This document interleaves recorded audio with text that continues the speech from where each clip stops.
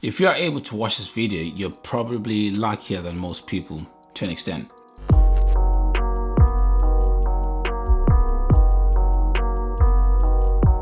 How I Built This is an NPR podcast presented by Guy Raz. He interviews entrepreneurs, idealists, and so on how they built their business to success. And at the end of the interview, he always ends with this question: how much of your success do you attribute to your own talents and hard work, and how much is luck? There's a lot of business people that go on that show and they say their success was purely down to their hard work and no luck.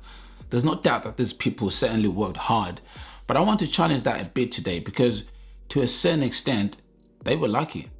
People don't like it when you say they built their success with a bit of luck, although luck does play a big role in people's success. So to start off, let's try and understand why most people believe it's purely down to their hard work. The reason we all tend to believe in our efforts for success rather than luck is because of what's called the egocentric bias. We like to think we're actually better than we actually are.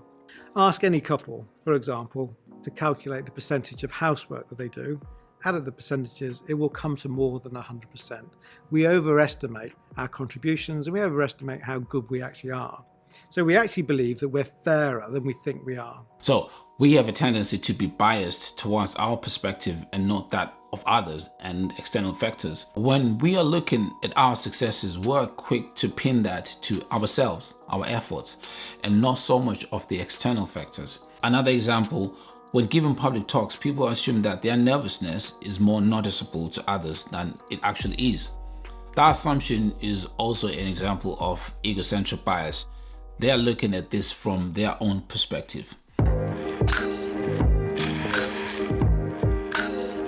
Some people have inherited privileges that give them a good head start.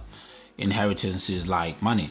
Donald Trump, for example, we know that he inherited some of his wealth from his father. This advantage he had, call it what you may, luck, it had to be incorporated with hard work to get Trump to where he is right now. And there's no denying that because at some point, Donald Trump did declare himself bankrupt and he had to rebuild his wealth. But hard work alone too is not enough. Construction workers and waiters/waitresses work harder than most billionaires, but they aren't necessarily rich. Let's take a look at Bill Gates' success. Bill Gates was born to a wealthy father who was a lawyer, and his mother was the daughter of a successful banker. He went to a private school where they started a computer club in the 1960s when most educational institutions, including universities, didn't even have computers. So he began programming at an early age in his early teens, before most people could actually program at that time. In addition to that, he became obsessed with it. He had several other opportunities to learn programming that weren't available to everyone else. In the book Outliers by Malcom Gladwell, when posing the question of how many teenagers in the world had that kind of experience Gates had, Bill Gates' response was, "If there were 50 in the world, I'd be stunned." Also, just as you don't get to choose the country you're born in, you also don't get to choose your parents. Go figure. And parents can, of course, be a huge influence on who you become. So yes, life is unfair, full stop. And I'm not saying that to bring a sad tone to this, but my aim is to raise some awareness about certain privileges that you may have that you've been downplaying.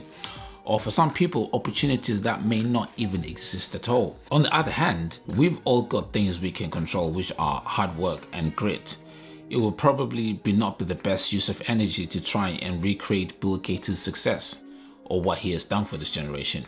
But with the right opportunities that come your way, as cliche as it may sound, you can be a better version of yourself. Yes, Bill Gates and Steve Jobs had opportunities that may not match up with yours and were born at a different time. We too can also create our own luck. How? Well, by being active. Go out and meet people and actually create something and show it to people. Get feedback. Write your plan and share it. Just get things done. On the flip side, being unaware of the role luck plays in success encourages us to work hard, because when we dwell on how some people are luckier than others, we may become complacent, believing our fate is fixed. Whereas realizing the implications of luck, but also knowing how to create our own luck, encourages us to be persistent. You probably need both luck and hard work to get far, I think, and sometimes a sprinkle of talent. It's unfortunate that a lot of successful people and leaders, not all, do not realize the luck they've had to get them where they are, even though they genuinely worked hard to get there. But dig deeper, you find some elements of luck in most cases. So to those people, everyone else who doesn't get far in life appears not as resilient or hardworking. These people may tend to be less kind. So accepting how lucky you are will make you grateful and perhaps kinder. Bill Gates acknowledges the lucky opportunities he's had.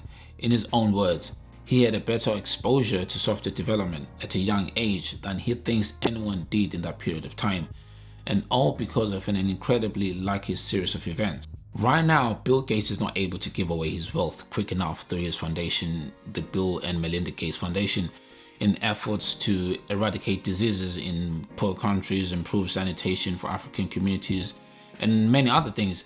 And I think it's down to his appreciation of the opportunities he's had, him giving away his wealth. It's obviously down to several other reasons we can speculate on as well, but I think that's mainly the reason. I think we should all strive to give back where we can, so we also give others an opportunity that they may not have otherwise had. I hope I've done a good job in making you aware of the common bias that we all have, and perhaps helped you consider your own luck. I'll be posting a video of my own story regarding my own lucky breaks soon, so look out for that, and please share your lucky stories below. I want to hear them. Well, that's it for now. Peace out.